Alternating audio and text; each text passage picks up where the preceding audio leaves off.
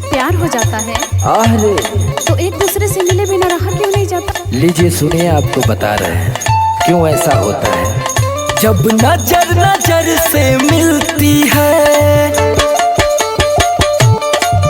जब नजर नजर से मिलती है, दिल को दूजे में खो जाता है। तो क्या होता है? मजा आ जाता है, मजा आ जाता है, मजा आ जाता है, मजा आ जाता है, मजा आ जाता है, मजा आ जाता है। अच्छा ये बताइए, क्या? आपकी फीलिंग क्या कहती है? बता दें। बता दीजिए। जब कोई अनजाना कर, जब कोई अनजाना कर पल में अपना बन जाता है, फिर क्या होता है? मजा आ जाता है, मजा आ जाता है।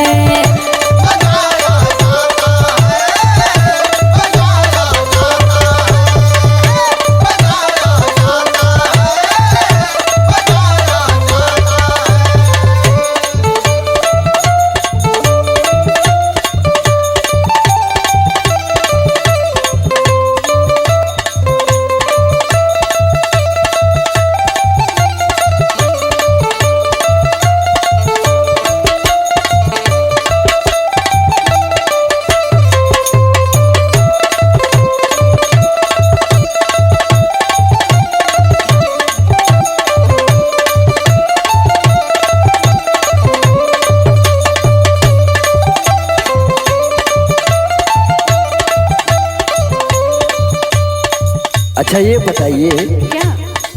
कि जब आप हमसे पटी नहीं थी हाँ। तो देख के क्यों भागती थी? अरे वो भागते नहीं थे, आपको देख के डर लगता था ना। अरे मैं तो तुम्हारा वेट करते करते हाँ। तुम्हारे पीछे घूमते घूमते घूमते घूमते पलहेरे का बानर हो गया मैं तो। अच्छा। और आज तो बिना देखे चैन नहीं आता है। जब तक देखता नहीं हूं ना, दिल को ठंडक नहीं मिलती है। लीजिए सुनिए। सुनाइए। नींद न आती है, याद सताती है, लगता है कोई पल पल मुझको पास बुलाती है। लगता है कोई पल पल मुझको पास बुलाती है, लगता है कोई पल पल मुझको पास बुलाती है। नींद न आती है, याद सताती है, लगता है कोई पल पल हमको पास बुलाती है। जब देख के उसको दिल का, जब देख के उसको दिल का यारा धड़कन बढ़ जाता है। तो ऐसा क्यों होता है? मजा आ जाता है।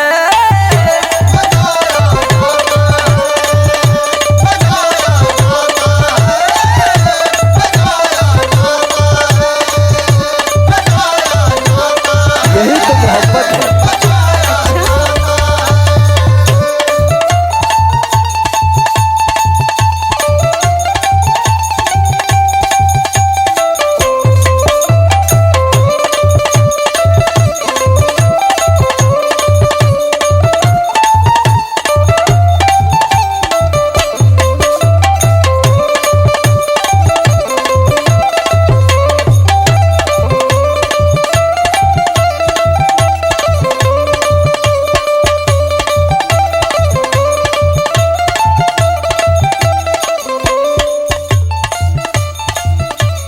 वैसे तो मैं भी आपसे बहुत प्यार करती हूँ, हम का कम करते हैं।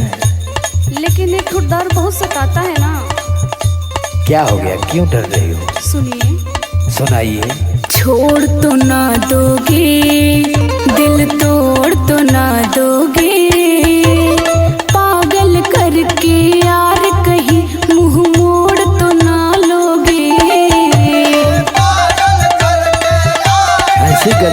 होगी। अरे आपका क्या भरोसा। पागल करके यार कहीं मुँह मोड़ तो ना लोगे। छोड़ तो ना दोगे, दिल तोड़ तो ना दोगे, पागल करके यार कहीं मुंह मोड़ तो ना लोगे। जब सोमर आलोक मेरे लिए, जब सोमर आलोक मेरे लिए तू ना या तराना गाता है। I love you. Same to you. मजा आ जाता है, मजा आ जाता है।